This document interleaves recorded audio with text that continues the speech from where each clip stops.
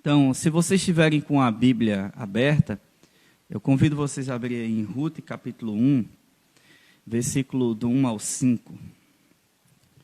Ruth, capítulo 1, versículo 1 ao 5.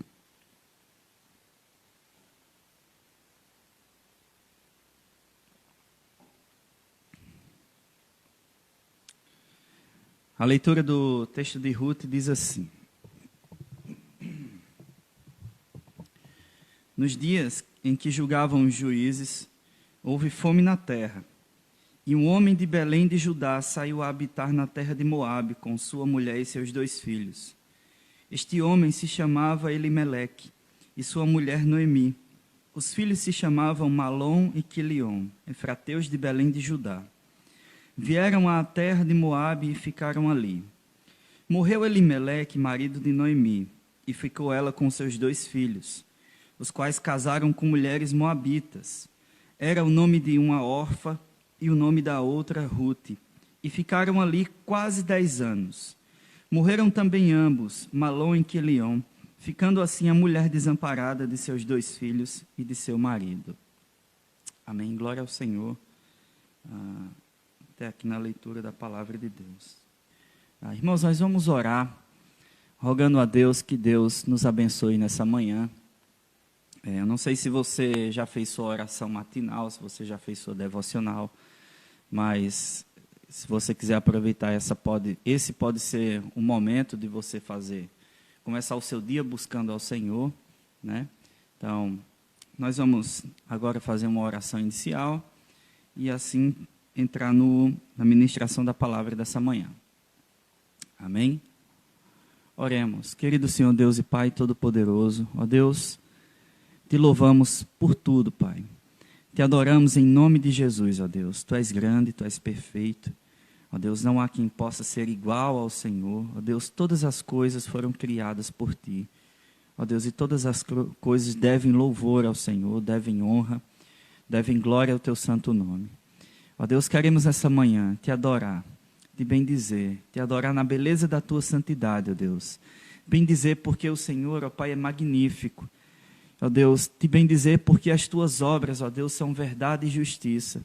Te bendizer, ó Deus, porque o Senhor sabe todas as coisas. Conhece o nosso deitar e nosso levantar. Sabe quando nos assentamos e quando, ó Deus, estamos a caminho. Tu sabes todas as coisas, porque Tu és perfeito, ó Deus. Teus olhos veem tudo que se passa sobre a terra, ó Deus. Teus olhos, ó Deus, abominam tudo aquilo que é mal, mas os Teus olhos contemplam tudo aquilo que é bom, ó Deus, porque a bondade vem do Senhor. Glória seja dada ao Teu santo nome. Ó Pai, Te agradecemos pela noite que passou. Dormimos tão bem, Senhor. Graças ao Senhor por isso. Te damos graças pelo Teu cuidado maravilhoso sobre cada um de nós. E, meu Deus, Te damos graças por mais um dia de vida que o Senhor nos concede. Porque o alimento, ó Deus, está sobre a nossa mesa. E embora que na mesa de algumas pessoas ainda não tenham alimento, ó Deus, Te pedimos, rogamos ao Senhor pela Tua misericórdia, Pai, para que o Senhor possa prover, ó Deus, o alimento àqueles que necessitam, para que o Senhor, na Tua misericórdia e na Tua justiça, ó Deus, ó Pai, se apiede daqueles que não têm o que nós temos, os privilégios que nós temos. E mesmo assim, ó Deus, por mais que tenhamos esses privilégios, que não haja orgulho em nosso coração, que não haja soberba, ó Deus, ou altivez em nosso coração, em nossos olhos, porque nós somos, ó Deus, também tão carecidos quanto qualquer um, ó Pai. Te damos graças por tudo e Te pedimos que o Senhor tenha misericórdia, Pai, daqueles que também necessitam de Ti. Louvado seja o Senhor por tudo. Rogamos ao Senhor que o Senhor nos abençoe nessa mensagem pela manhã. Que o Senhor fale ao nosso coração, ó Deus, que nós possamos ouvir a Tua palavra e, ó Pai, e compreender aquilo que o Senhor tem para a nossa vida. Nos abençoa, nos dá graça e nos ajuda a permanecer fiéis na fé até o dia de Cristo Jesus. Ó Pai, assim louvamos ao Senhor e Te agradecemos por tudo. Amém, amém. Amém, irmãos, louvado seja Deus. Nós vamos começar então, para aqueles que entraram agora, nós vamos começar uma série em Ruth. Na verdade, esses são sermões que eu já preguei aqui na congregação de Ouro Branco. Como havia dito aí no início, Eu vou pregar hoje em Ruth, capítulo 1, todo o capítulo, só que eu vou dividir a mensagem. Vai ser uma mensagem agora de manhã e uma mensagem à noite. A quarta e quinta eu estarei pregando em Ruth, capítulo 2. Ruth, capítulo 2. A nossa irmã Edsonei, bom dia, Edsonei. Graça e paz. Irmãos, então, a mensagem do livro de Ruth é uma mensagem profunda. E antes de eu adentrar no texto em que nós acabamos de ler, eu gostaria que nós pensássemos o seguinte: imagine nós vivendo uma vida maravilhosa.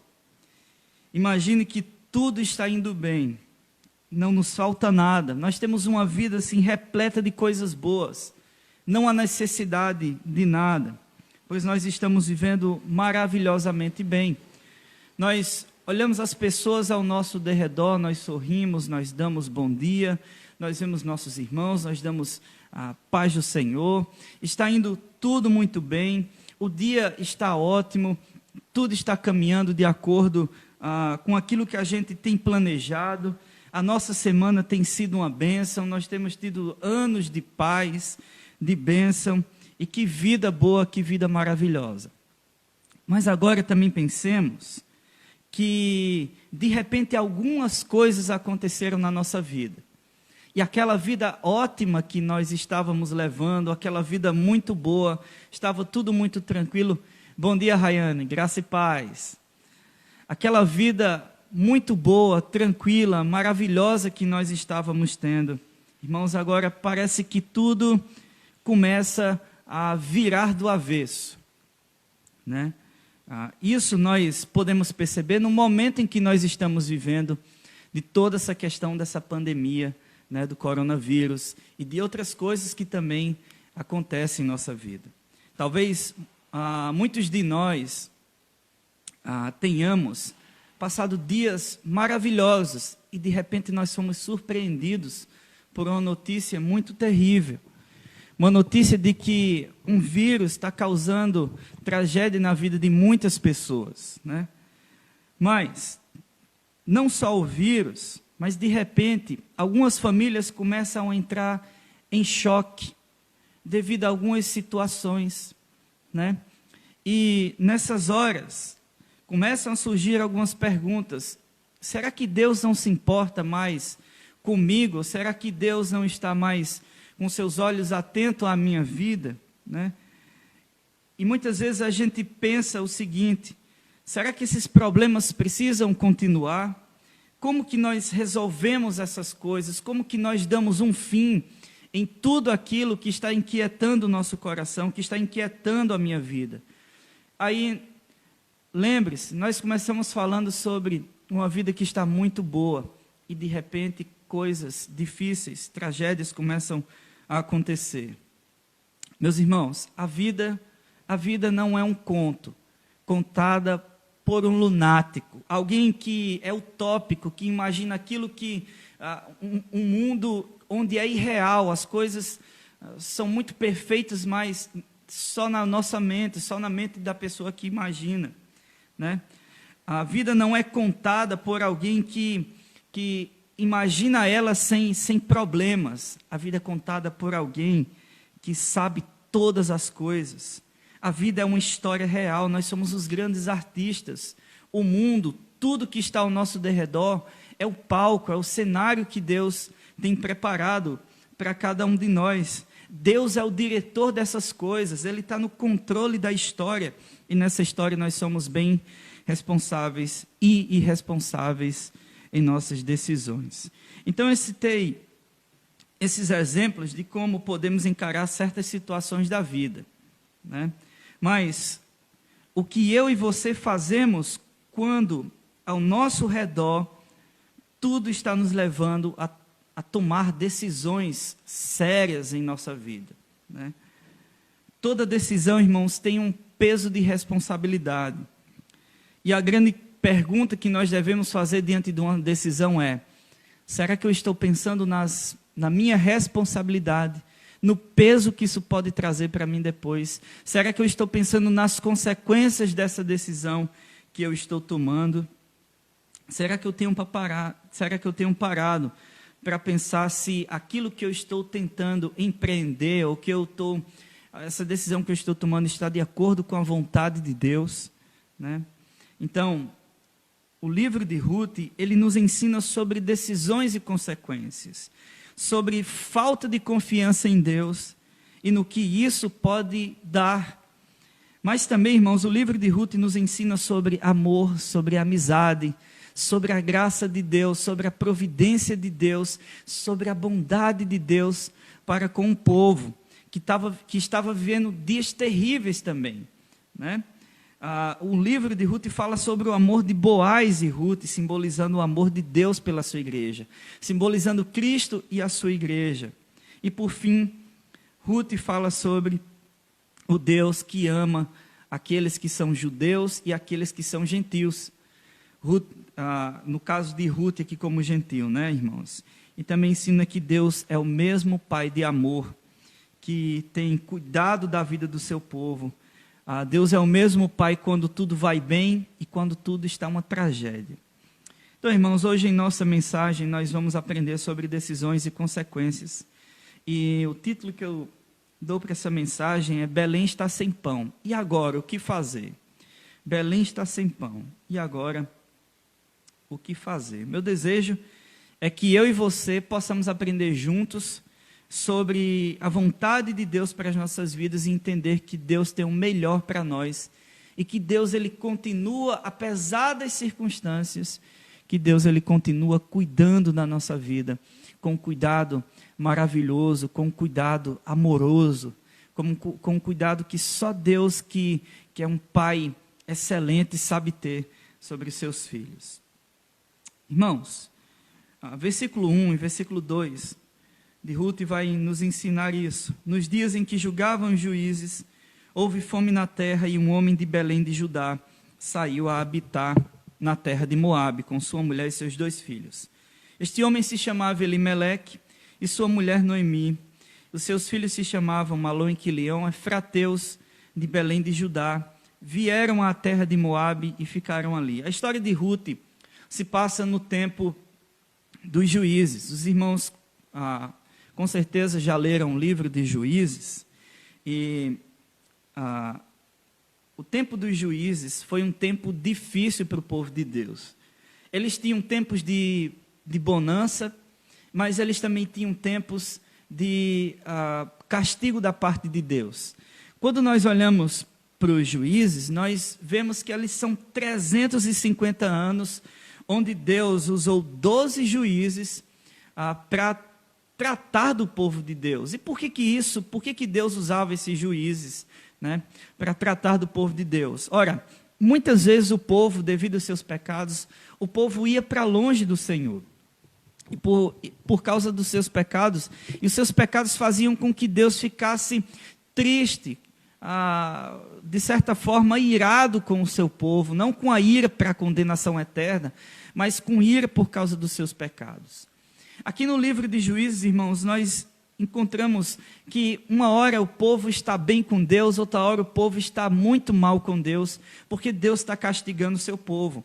E é nesse momento, nesse tempo dos juízes, que Elimeleque e sua família saem de Belém de Judá e vai morar na terra de Moabe.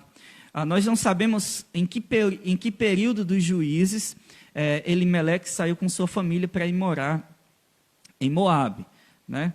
O texto não explica qual foi ali o período, em qual tempo, se foi no tempo de Otoniel, se foi no tempo de Gideão, se foi no tempo de Sansão, né?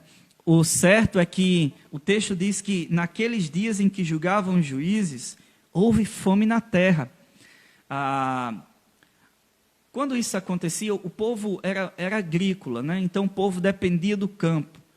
E quando acontecia essa questão da escassez de cereal, isso muitas vezes era símbolo do castigo de Deus sobre o seu povo, da punição de Deus sobre o seu povo.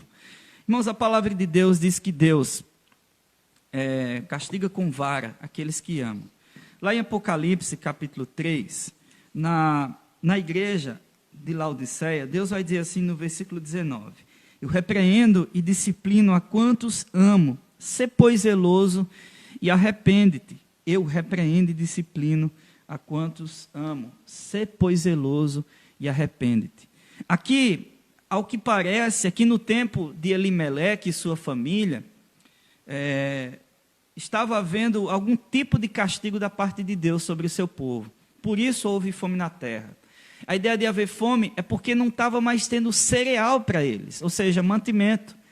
A família de Elimeleque era uma família boa, tinha boas condições, mas eles decidiram então sair da sua terra e ir morar em outro lugar, como nós veremos daqui a pouco, que tinha muita abundância de cereal. Naqueles dias que houve fome na terra, vai dizer assim também em Juízes 17, versículo 6 e Juízes 21, 25, naqueles dias não havia rei em Israel, cada um fazia o que achava que era mais reto. Meus irmãos, aqui está o problema. Cada um achava que podia fazer o que era mais reto, ou seja, não tinha algo que estava... Todo mundo caiu no liberalismo. Começou a pensar assim, eu posso fazer o que eu quiser, né? Posso fazer o que eu quiser, porque no fim das contas eu vou ser salvo. E, por incrível que pareça, parece que existem muitos calvinistas e muitas pessoas que, embora não sejam calvinistas, mas têm um ditado assim, eu sou o servo de Deus, eu estou salvo, então eu vou fazer o que eu quiser, porque no fim das contas eu estou salvo mesmo.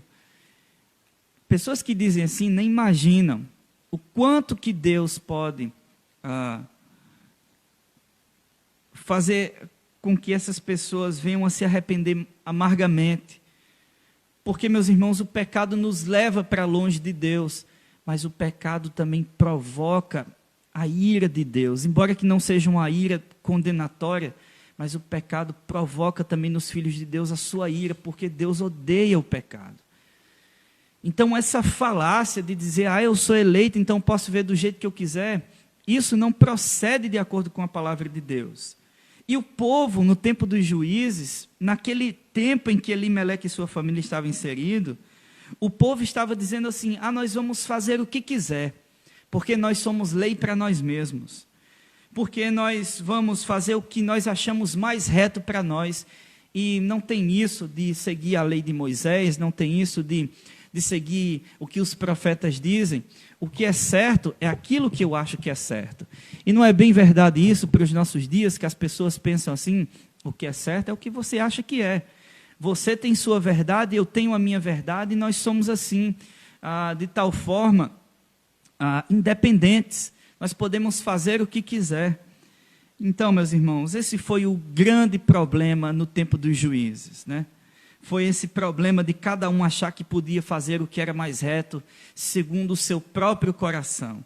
Mas, isso é um engano, porque a palavra de Deus vai dizer também, irmãos, em Jeremias 17, versículo 9, que enganoso é o coração, mais do que todas as coisas, e desesperadamente corrupto, quem o conhecerá?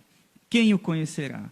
Por isso, nós não podemos, irmãos, seguir as orientações do nosso coração, quando o nosso coração está pautado naquilo que não está de acordo com a vontade de Deus. Nós precisamos nos voltar para a palavra de Deus, e nós precisamos pedir a Deus que nos corrija, que nos repreenda, que nos exorte, que nos ensine a caminhar. Foi isso que Paulo disse a Timóteo, quando ele disse que toda a Escritura é inspirada por Deus e útil para o ensino, para a repreensão, para a correção, para a educação na justiça, a fim de que o homem de Deus seja perfeito e perfeitamente habilitado para toda boa obra. Para toda boa obra. Bom dia, mãe, Dina, os demais que entraram, graça e paz, que Deus abençoe. Nós estamos, como eu coloquei no anúncio, nós estamos tratando aqui de uma série no livro de Ruth, né? Então, meus irmãos, é nesse tempo dos juízes, nesse tempo de escassez, nesse tempo em que Deus está julgando o seu povo, punindo o seu povo, como diz Apocalipse 3, versículo 19, Deus está repreendendo o seu povo, é que um homem chamado Elimeleque, como nós vemos aí no versículo 1 de Ruth, capítulo 1, versículo 1, que um homem de Belém de Judá, ele sai da sua terra, ele sai de Belém e ele vai morar na terra de Moabe, com sua mulher e seus 2 filhos, né? A decisão de Elimeleque, quando nós olhamos assim à primeira vista no texto, parece ser uma decisão maravilhosa. Por quê? Ele está diante de um cenário onde está havendo escassez de alimento, de material para eles poderem trabalhar no campo e alimento para eles, né? Então ele pensa assim, então eu vou sair daqui, eu vou procurar algo melhor para a minha família. E Elimeleque sai da terra de Belém e vai morar na terra de Moabe, porque a terra de Moabe tinha muitas coisas boas lá. Agora, irmãos, isso parece ter sido uma decisão muito boa, aparentemente. Porém, o texto nos ensina que a decisão de Elimeleque não foi uma decisão sábia. Não foi uma decisão sábia. E o que foi que ele fez de errado? O que a palavra de Deus nos ensina sobre a decisão de Elimeleque? Vamos ver algumas coisas aqui sobre a decisão desse homem. Em primeiro lugar, irmãos, Elimeleque saiu com sua família para ir morar na terra dos Moabitas. Os Moabitas foi um povo que por um tempo viveu em paz com os israelitas, com os hebreus. Porém, mais tarde, eles traíram o povo de Deus. E aí os irmãos lembram que o rei Balaque de Moabe, ele enviou o profeta Balaão para profetizar contra Israel, só que aquilo que Balaque empreendia não deu muito certo, porque ele pensou que o povo de Israel ia ser amaldiçoado, e no fim das contas, Deus fez tudo contrário àquilo que Balaque tinha empreendido contra o povo de Deus. Então Balaão chegou lá e fez tudo que não era da vontade de Balaque, e Balaque se deu mal, né? Então havia uma lei em Israel que impedia, por causa disso havia uma lei em Israel que impedia que os moabitas vivessem com o povo de Deus, ou que os moabitas, a não ser que eles se convertessem de fato, que eles pudessem entrar para o povo de Deus sem uma real conversão, né? Isso a gente vê em Deuteronômio 23, versículo 3 e 4, né? Então os moabitas não podiam fazer parte do povo de Deus, nem o povo de Deus podia fazer parte do povo de Moabe. Porém, irmãos, é importante a gente lembrar isso aqui, para que a gente entenda o livro de Ruth, porque Ruth é uma moabita, Ruth é uma gentil, é uma gentia, ela não é uma mulher judia, ou seja, da parte dos judeus, mas ela é da parte do povo de Moabe. Mas na lei de Deus, sempre há um elemento de misericórdia e de graça. Nós lemos isso em Oséias capítulo 6, versículo 6, quando Deus diz a Oséias, e o Senhor Jesus também cita esse texto, dizendo que misericórdia quero e não holocaustos. Misericórdia quero e não holocaustos. O Senhor Jesus vai dizer a mesma coisa para com os fariseus, que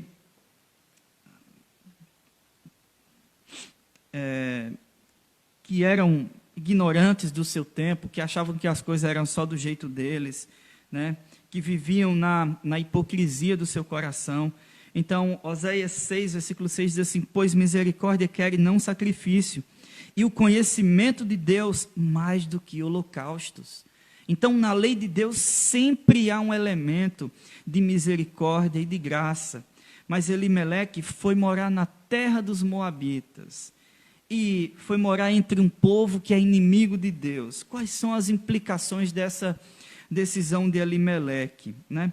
Observe aí o seguinte: primeiro, a decisão de Elimeleque não foi uma decisão sábia, porque ele não confiou na providência de Deus, que poderia ter resolvido o problema que ele estava enfrentando.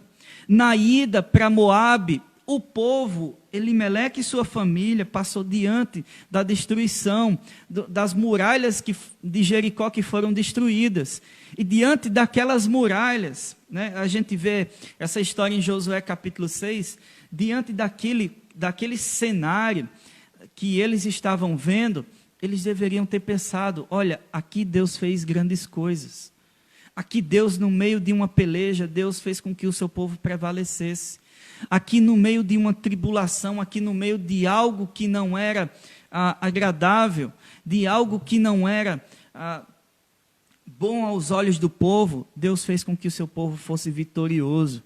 Então, irmãos, eles deveriam ter pensado assim, do mesmo jeito que Deus deu a vitória ao seu povo, Deus também pode nos fazer vitoriosos no meio de tudo que nós estamos passando. Então, Elimeleque não confiou na providência de Deus. E é interessante, irmãos, porque o nome Elimeleque significa Deus é rei. Mas Elimeleque não confiou em Deus como sendo o rei dos reis e senhor dos senhores. Segundo, Elimeleque decidiu resolver o problema da fome que poderia chegar até a sua família, indo morar num lugar onde tinham ótimas campinas. Ou seja, onde havia fartura de cereal, de mantimento, onde ele podia viver muito bem com a sua família durante muitos anos, e aí depois ele poderia voltar para a terra de Judá, caso ele quisesse, né? Porém, a decisão de Elimeleque, por mais que pareça ser boa, ela demonstra também, irmãos, que a escolha dele trouxe consequências desastrosas, né? Como veremos mais à frente, irmãos, nem sempre os melhores lugares que a gente pensa, imagina para a nossa vida, nem sempre as melhores coisas que estão diante dos nossos olhos são as melhores coisas que Deus está dizendo que devem ser para nós.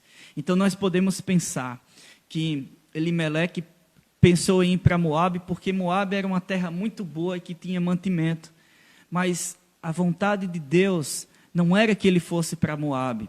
A vontade de Deus era que ele permanecesse com o seu povo em Judá, apesar da circunstância, porque Deus iria cuidar dele e da sua família. Mas ele decidiu deixar a sua terra e ir morar numa terra onde aquele povo era inimigo do povo de Deus.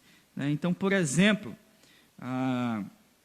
pensando nisso, sobre os melhores lugares, e sobre essa questão toda de achar que os melhores lugares são as melhores coisas para nós, né, irmãos? E pensando nessas questões eu vou deixar a minha Belém de Judá para ir morar em Moabe. Às vezes a gente pensa assim, eu vou deixar de perdoar ou de pedir perdão ao meu cônjuge, ao meu amigo, ao meu parente, a alguém próximo, e isso vai resolver o problema. Eu vou jogar essa poeira para debaixo do tapete, isso vai resolver o problema. Às vezes nós pensamos que as coisas são resolvidas assim, sabe? Colocando as coisas para debaixo do tapete. Só que o problema, irmãos, é que quando nós levantamos, quando nós vamos limpar o tapete, ou trocar o tapete, nós vemos que lá embaixo está a sujeira que a gente tinha jogado para lá, e tudo vem à tona de novo. Sabe por quê? Porque nós vamos ter que dar um jeito naquela sujeira. Nós vamos ter que dar um jeito naquilo que ficou errado, naquilo que ficou incompreensível, né? Não se pode resolver as coisas dando um jeitinho brasileiro, né? Às vezes nós pensamos que o tempo cura as feridas, cura as mágoas, que o tempo vai resolver nossos problemas de falta de perdão ou de escassez de perdão. E o tempo não resolve essas coisas. Pelo contrário, o tempo só faz com que a ferida seja mais aberta. Então a gente vê muitas pessoas magoadas, encharcadas de ódio, de raiva, porque não conseguem perdoar o seu próximo. E nós achamos que nós vamos resolver aquela questão que nós temos com o nosso próximo, deixando isso para lá, quando, na verdade, as coisas não se resolvem jogando a poeira para debaixo do tapete. As coisas se resolvem quando nós vamos lá e pedimos perdão, ou quando nós liberamos perdão a quem nos ofendeu, né? Então, nós precisamos entender isso.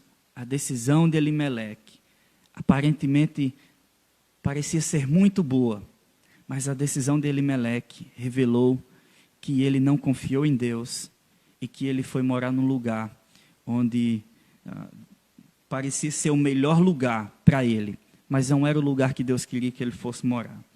Não era a decisão que Deus queria que ele tomasse. Mas como nós somos livres para tomar nossas decisões, né? Por causa disso nós somos responsáveis pelos nossos atos. A palavra de Deus nos ensina que Elimeleque tomou a decisão de morar em Moabe, entre os inimigos de Deus. E também, irmãos, Elimeleque saiu da sua terra para morar numa terra onde Deus não habitava ali. Ou seja, todo mundo pertence a Deus. Mas a terra dos Moabitas não tinha Deus como o centro de todas as coisas. Os Moabitas não cultuavam ao Deus Yahvé, Jeová. Os Moabitas cultuavam a Quemos, que era o seu Deus. Eles ofereciam sacrifícios humanos a esse seu Deus.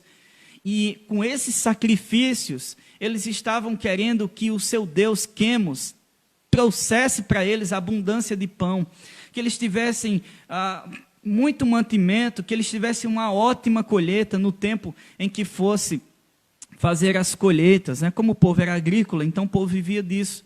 Então, toda aquela região dos Moabitas era uma região muito boa, muito fértil, tinham ótimas campinas.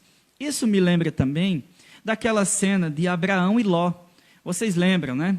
Estava lá Abraão e Ló, e houve confusão entre os pastores de Abraão e Ló. E Ló chega para Abraão e diz: olha, está havendo contenda entre os meus pastores e os seus pastores. E o que é que nós vamos fazer? E Abraão disse o seguinte: olha, é o seguinte, o que é que você prefere? O que é que você prefere, né? Abraão disse a Ló: não haja contenda entre mim e ti, entre os meus pastores e os teus pastores, porque somos parentes chegados. Acaso não está diante de ti toda a terra? Peço-te que te apartes de mim. Se fores para a esquerda, irei para a direita. Se fores para a direita, irei para a esquerda. Levantou Ló os olhos. Agora, observe isso aqui. Isso aqui é a parte importante do texto também. Levantou Ló os olhos e viu toda a campina do Jordão, que era toda bem regada antes de haver o Senhor destruído Sodoma e Gomorra. Como o jardim do Senhor, como a terra do Egito, como quem vai para Zoar.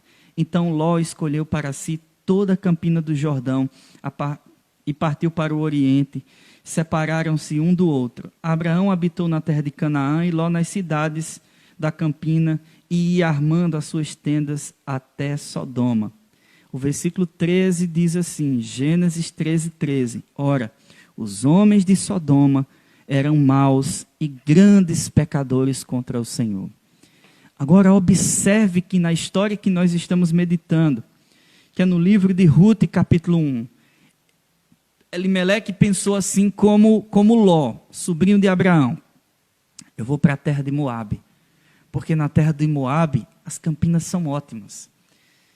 Tudo é verde, a terra é fértil e ali dá para plantar muitas coisas boas.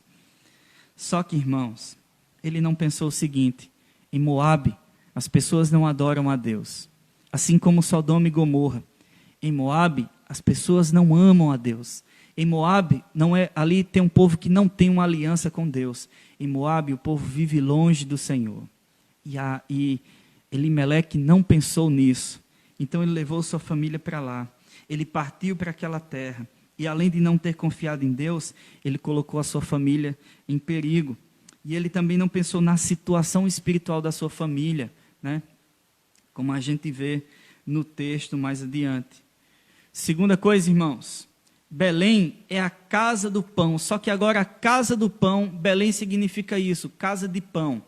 Só que agora a casa do pão ou a casa de pão está faltando pão. Ou seja, está faltando o que é necessário para eles. O nome da terra dizia tudo. Ou seja, era um sinal de bênção da parte de Deus.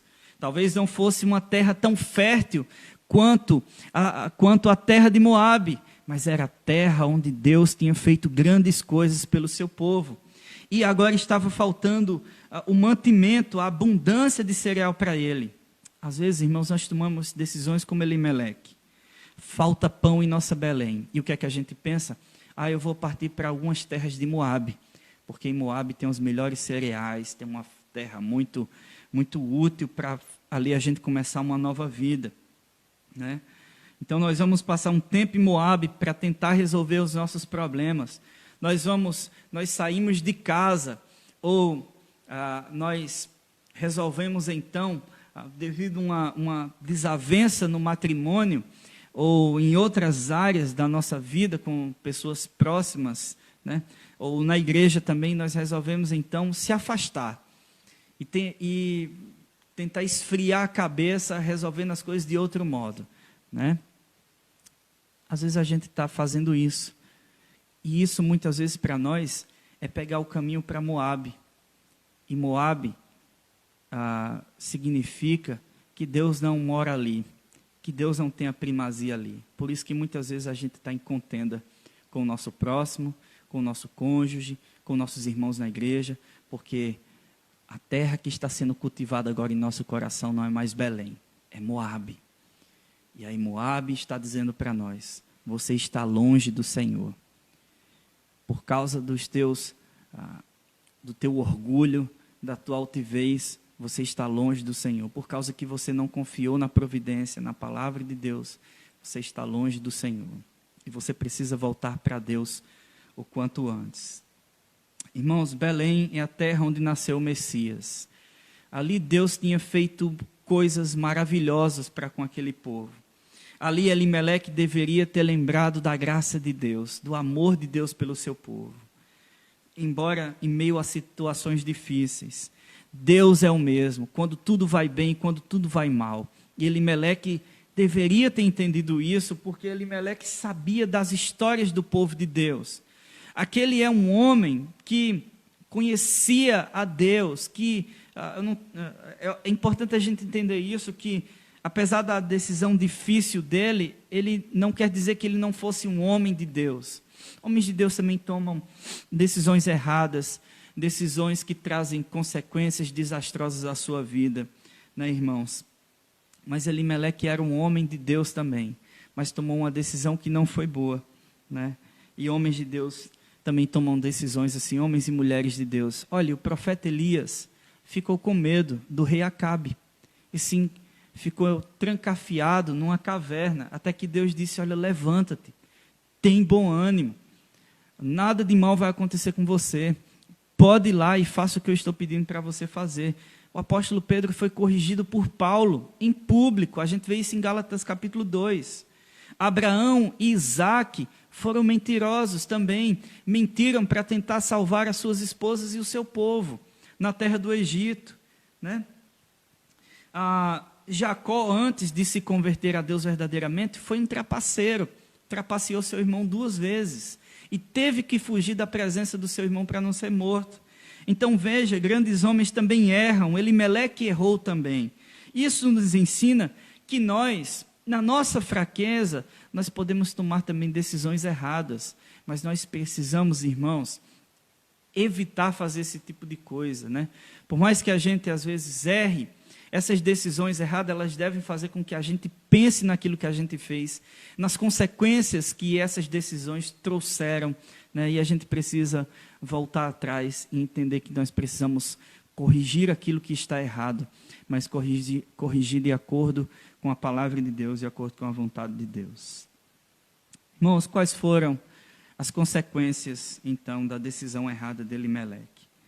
Nós não devemos duvidar que Elimeleque queria o bem para a sua família. Assim como nós, muitas vezes, queremos o bem para a nossa família e nós tomamos certas decisões no nosso lar e aquelas decisões vêm a se tornar algo que não era do jeito que a gente tinha planejado, né? Então, a gente não pode deixar de pensar que Elimeleque estava pensando em algo bom para a sua família. Porque como um pai de família, como um esposo que ama a sua esposa, e como um pai que ama os seus filhos, Elimeleque estava pensando assim, olha, eu quero o melhor para a minha família. Eu quero o melhor para os meus filhos. Eu não quero que minha esposa viva nessa terra sofrendo e os meus filhos também sofrendo. Eu quero o melhor para eles, né? Então Elimeleque, assim como nós, teve esse tipo de pensamento. O livro do pastor Emílio Garófalo, que é As Boas Novas em Ruth, Redenção nos Campos do Senhor, O pastor Emílio chama essas situações em que Elimeleque estava vivendo de situações limite. E eu vou usar essa palavra empregado aqui na nossa meditação, né, para nos ensinar o que esse texto está nos dizendo. Elimeleque se viu numa situação limite, né?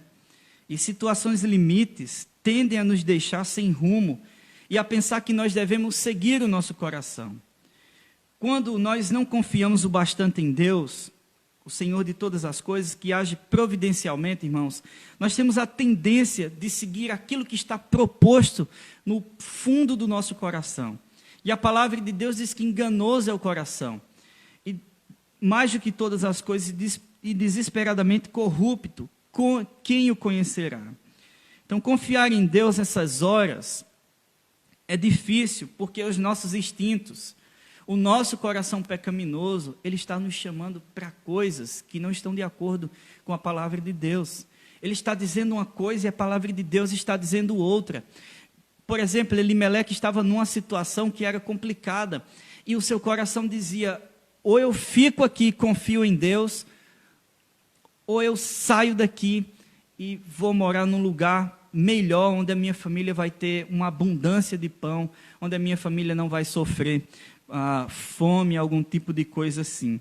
Então, diante disso, quais foram as consequências da decisão de Elimeleque? O versículo 2 a 5 vai nos dizer o seguinte: que esse homem, Elimeleque, saiu daquela terra com sua mulher, foi morar em Moabe com seus 2 filhos.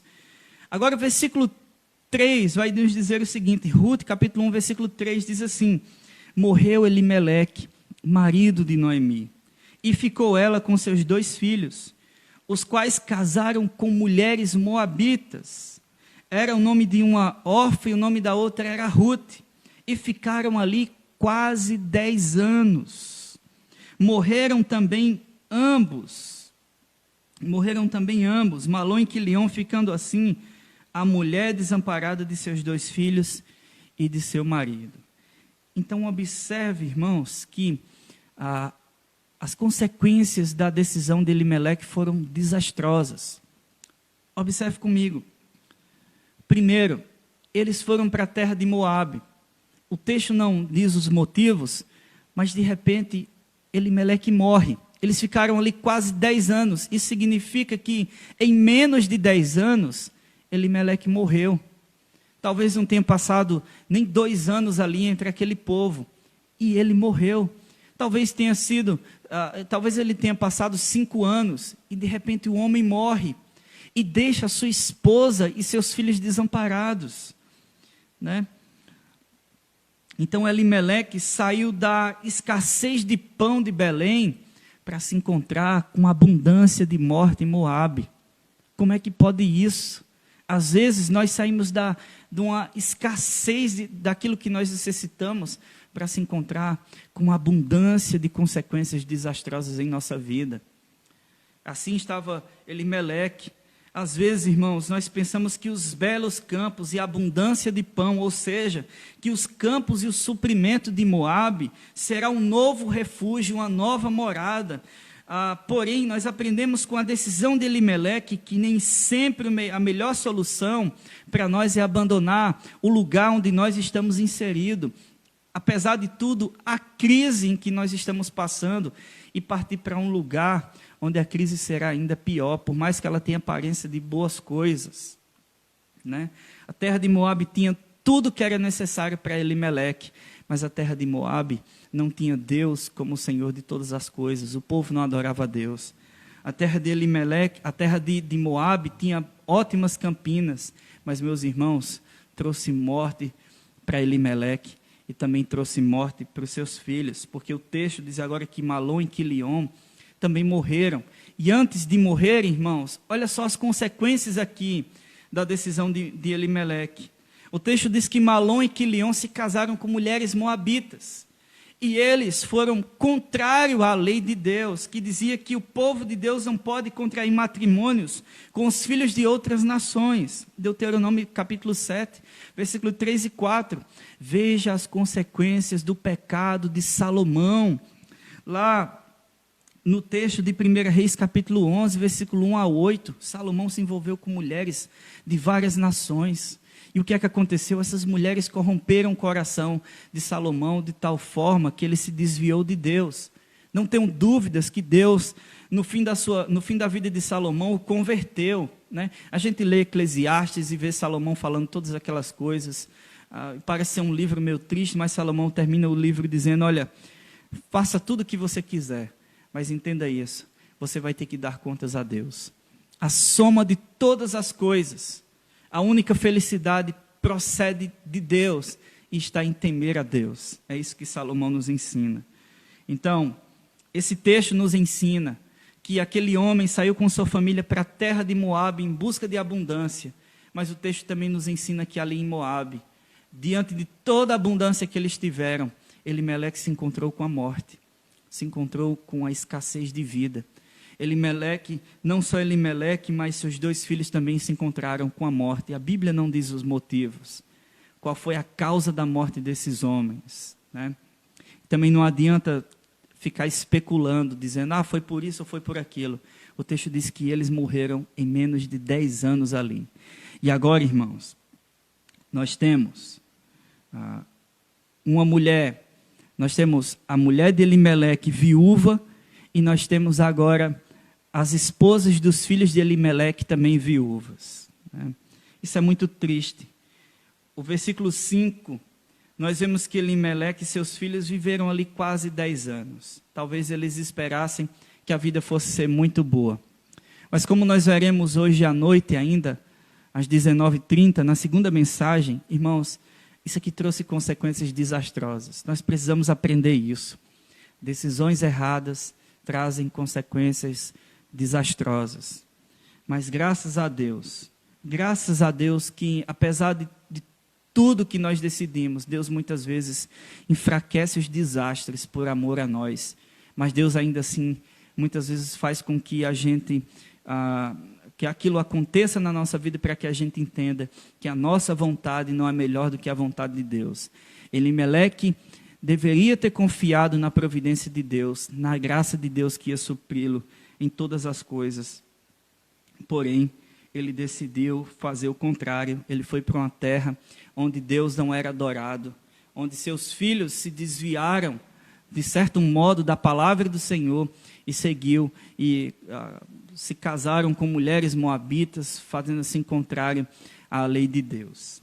Irmãos, algumas aplicações finais para nós sobre esse texto de Ruth, capítulo 1, versículo do 1 ao 5. O que nós aprendemos com tudo isso que nós meditamos? O que nós temos ainda a aprender com tudo isso? Nosso tempo é pouco, então eu tenho que dar uma adiantada. Se os irmãos quiserem, eu vou abrir outra live, quando terminar essa agora, eu vou abrir a outra. Caso os irmãos queiram interagir, fazer alguma pergunta sobre o assunto, né? E a gente fazer aí algum tipo de interação sobre a palavra. Mas, o que mais nós podemos aprender com o início do capítulo de Ruth? Então, quero deixar aqui algumas lições finais para nós. Primeiro, o que fazer quando falta pão em nossa Belém, na casa do pão? Nós aprendemos com Elimeleque que decisões precipitadas trazem consequências desastrosas, que situações limites fazem com que a gente se sinta confuso, sem saber o que fazer. Mas que decisão nós devemos tomar diante dessas situações limites? A palavra de Deus está nos ensinando que nós devemos confiar na providência de Deus e seguir junto com Deus apesar das crises, orar ao Senhor, confiar nele e buscá-lo de todo o nosso coração. Segundo, nós aprendemos que fugir das crises, irmãos, nem sempre é a melhor solução, porque nós temos a tendência de resolver nossas crises de acordo com as vontades pecaminosas do nosso coração. Há situações em que realmente nós devemos fugir, como uma situação em que o pecado está nos chamando a ter uma vida amorosa com ele, né? Às vezes os vícios, às vezes a pornografia e tantas outras coisas. Eu estou querendo espirrar e não consigo. Então, nessas situações, que também são situações limites, nós devemos dar o não. Mas diante de outras situações, nós devemos entender todas as coisas cooperam para o bem daqueles que amam a Deus, daqueles que são chamados segundo o seu propósito.